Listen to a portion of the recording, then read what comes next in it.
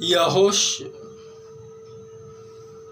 अध्याय 10 वचन 1 से 27 तक। एमोरियों पर विजय।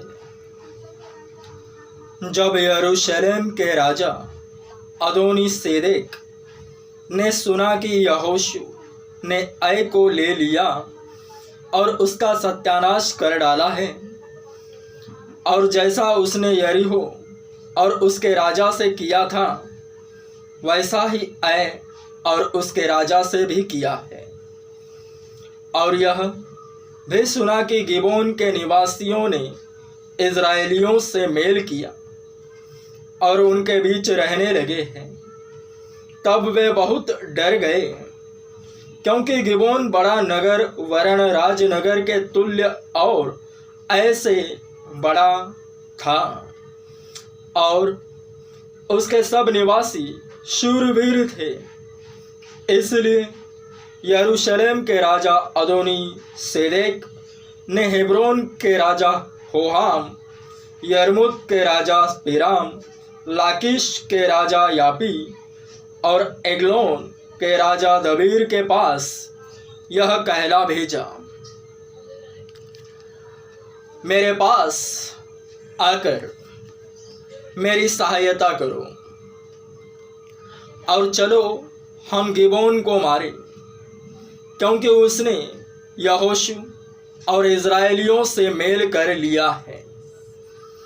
इसलिए यरूशलेम, हेब्रोन, यर्मुत, लाकीश और एग्लोन के पांचों एमोरी राजाओं ने अपनी अपनी सारी सेना इकट्ठी करके चढ़ाई कर दी और गिबोन के सामने डेरे डालकर उससे युद्ध छेड़ दिया।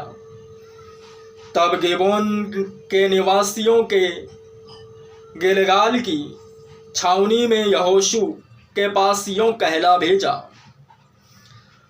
अपने दासों की ओर से तू अपना हाथ न हटाना, शीघ्र हमारे पास आकर हमें बचा ले और हमारी सहायता कर, क्योंकि पहाड़ पर रहने वाले एमोरियों के सब राजा हमारे विरुद्ध इकट्ठे हुए हैं।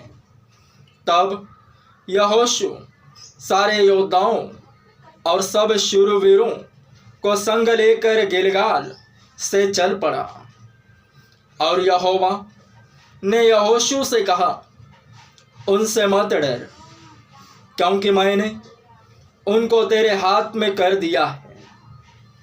उनमें से एक पुरुष भी तेरे सामने टिक न सकेगा।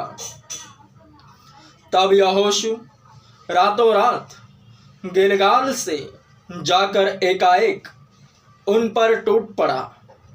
तब यहोवा ने ऐसा किया कि वे इज़राइलियों से घबरा गए, और इज़राइलियों ने गिबोन के पास उनका बड़ा संहार किया और बेथेरोन के चढ़ाव पर उनका पीछा करके अजेका और मक्केदा तक उनको मारते गए। फिर जब वे इज़राइलियों के सामने से भागकर बेथेरोन की उतराई पर आए, तब अजेका पहुँचने तक यहोवा ने आकाश से बड़े बड़े पत्थर उन पर बरसाए और वे मर गए। जो ओलों से मारे गए उनकी गिनती इज़राइलियों की तलवार से मारे हुओं से अधिक थी।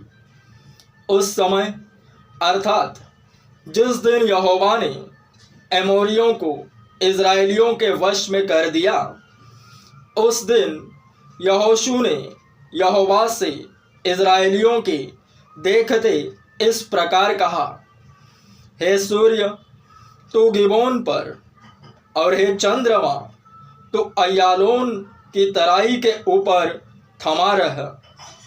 और सूर्य उस समय तक थमा रहा।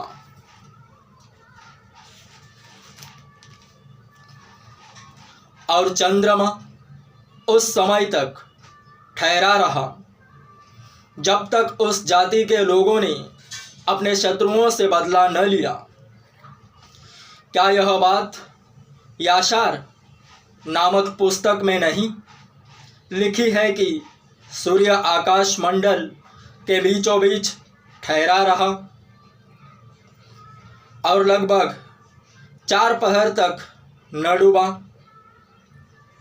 न तो उससे पहले कोई ऐसा दिन हुआ और न उसके बाद जिसमें यहोवा ने किसी पुरुष की सुनी हो, क्योंकि यहोवा तो इज़राइल की ओर से लड़ता था।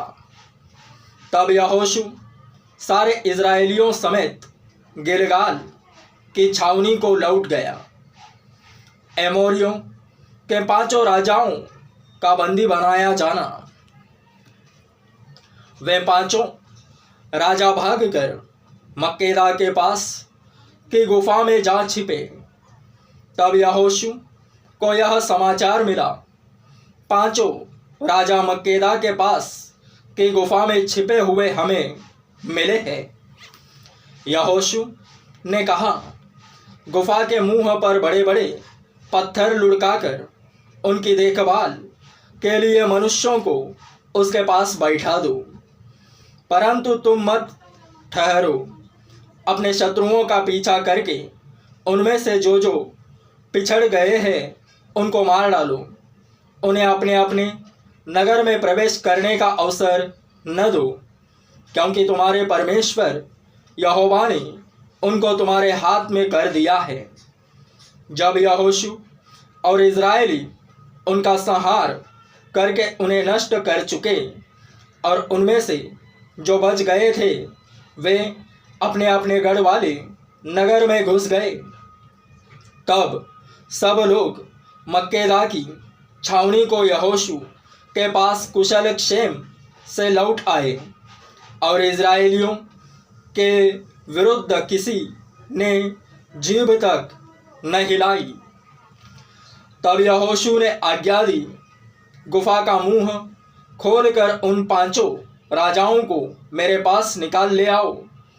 उन्होंने ऐसा ही किया और यरूशलेम, हेब्रोन, यर्मूत, लाकिश और एग्लोन के उन 5 राजाओं को गुफा में से उसके पास निकाल ले आए।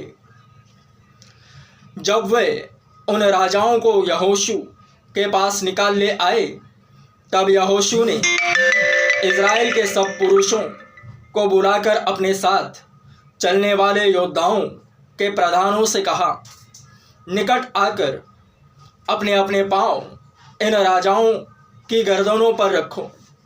और उन्होंने निकट जाकर अपने अपने पांव उनकी गर्दनों पर रखे। तब यहोशू ने उनसे कहा, डरो मत और न तुम्हारा मन कच्चा हो, हियाव बांध कर दृढ़ हो, क्योंकि यहोवा तुम्हारे सब शत्रुओं से जिनसे तुम लड़ने वाले हो ऐसा ही करेगा। इसके बाद यहोशू ने उनको मरवा डाला और 5 वृक्षों पर लटका दिया और वे सांझ तक उन वृक्षों पर लटके रहे। सूर्य डूबते डूबते यहोशू से आज्ञा पाकर लोगों ने उन्हें उन वृक्षों पर से उतार के उसी गुफा में जहाँ वे छिपे हुए थे डाल दिया और उस गुफा के मुंह पर बड़े बड़े पत्थर रख दिए। वे आज तक वहीं रखे हुए हैं।